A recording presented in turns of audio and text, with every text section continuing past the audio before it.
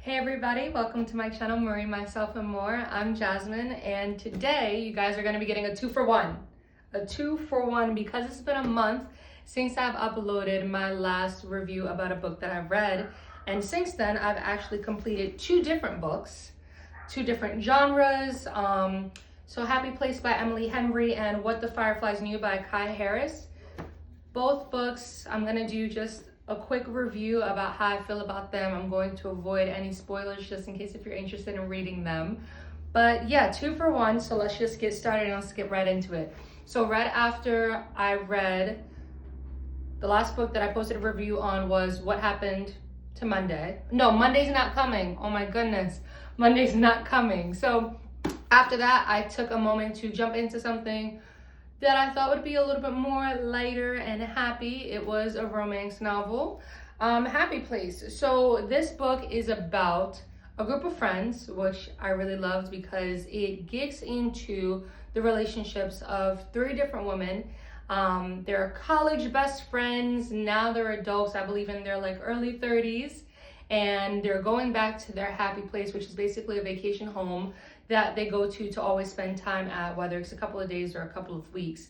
So now they're all older and they realize so much time has gone by before they've been able to focus on spending quality time together, which as a 28-year-old woman whose best friend is married and whose other best friend is traveling the world, and all of my other friends just have so much going on in their lives, it can be very difficult. And to me, this was very realistic. You need to put in the work to make time to spend quality time with your closest friends.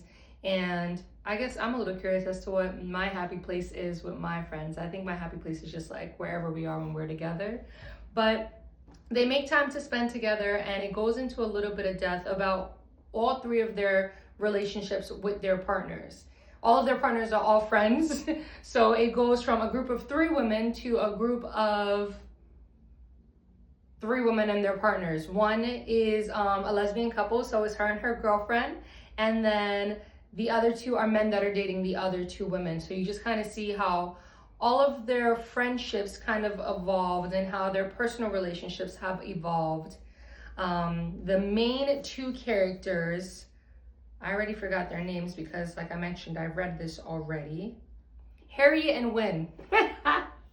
Harriet and Wynn are the main 2 characters. So to basically summarize their relationship a bit, they were engaged and something has happened in the relationship that they haven't told their friends about. So now they're on an unexpected vacation together with a group of their friends, and their friends don't know what's going on and the pause that happened in their relationship.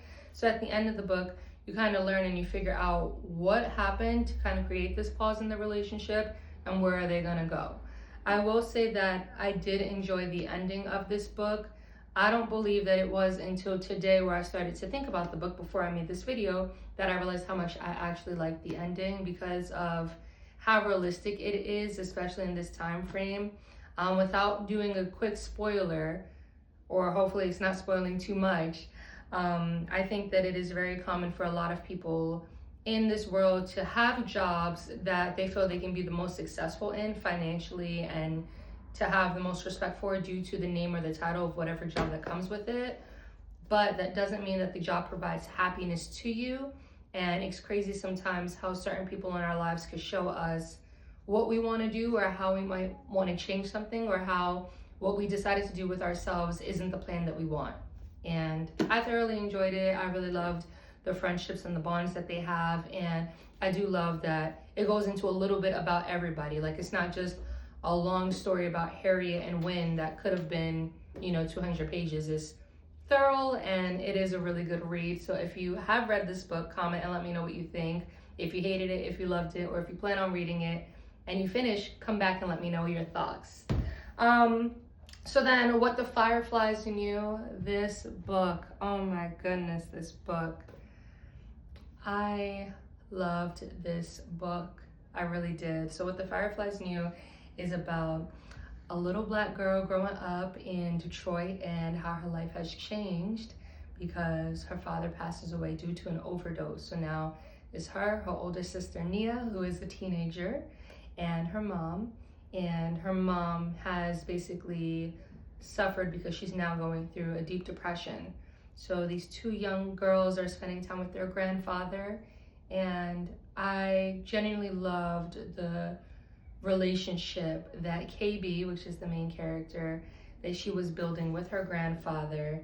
I love the voice that is told in, the way that she speaks, and the things that she does. And there was a part in the book that tripped me up. And it tripped me up because as a Black woman, when we get into Black movies, Black stories, Black novels, anything, I think that sometimes we like to pull away from the trauma.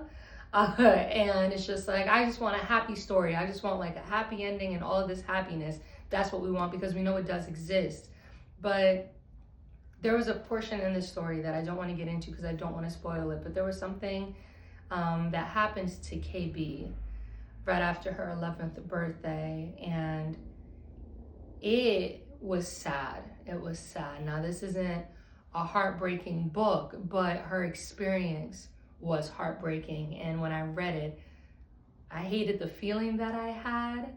And at first, I think I was a little mad at the author because I was just like, so much is already going on. Why did this have to happen to her like this? And then I sat with it because I realized these unexpected traumas do realistically happen. They happen to so many young girls. Some not as young as KB at 11, but you know, between all ages, honestly, there are just some traumatic experiences that young women have, and I had to be mindful of that, of the experience that she went through and the reality of the world that we live in, and how fast a bad thing can happen, and how certain things can be so innocent and then so quickly escalate. And so that part bothered me a lot. But again, not going to get into details. You got to read it to find out what I'm talking about. Something that made me laugh in this book that I wanted to share was, I believe it's on page 104, so I don't know if I want to like read it.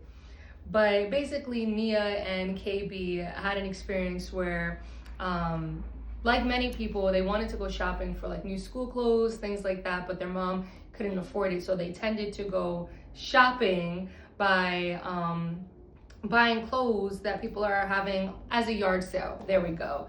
But KB and Nia always had a habit of going through like the latest teen magazines or young girl magazines, and they would know the latest names to all of the big brands that they wanted.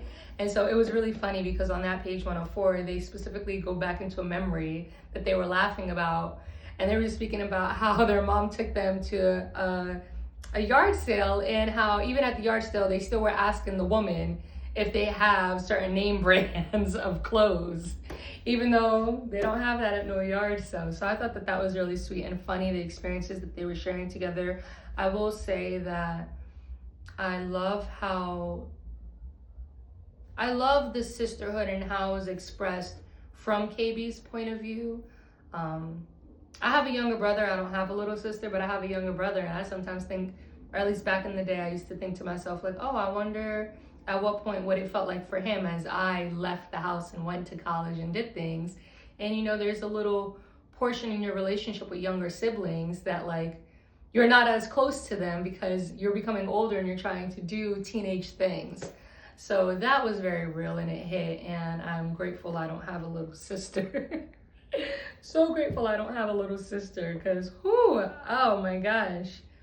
Oh my goodness. But this was a really beautiful read. This was my first time reading a story by Kai Harris, and I'm interested to see, because I really like this piece of work, I'm interested to see the other stories that she has written and creating an opportunity to read those. But I do like to switch with different genres.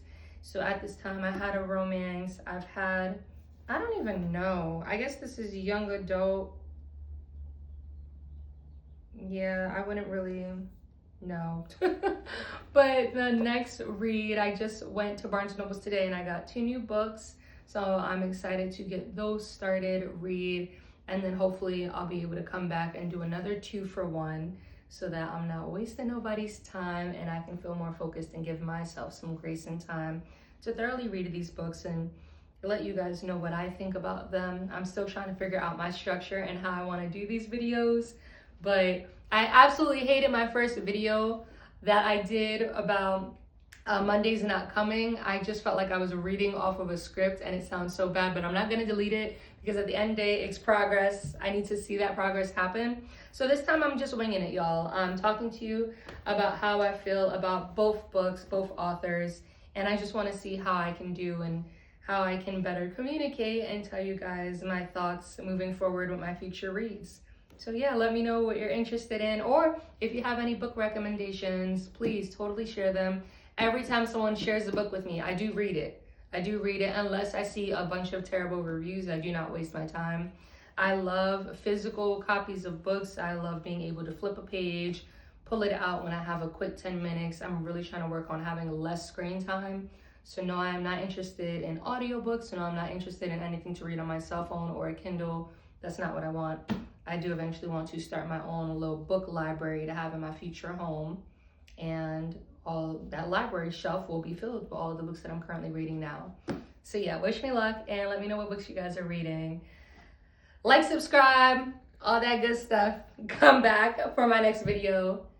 And yeah, I'll talk to you guys soon. Bye.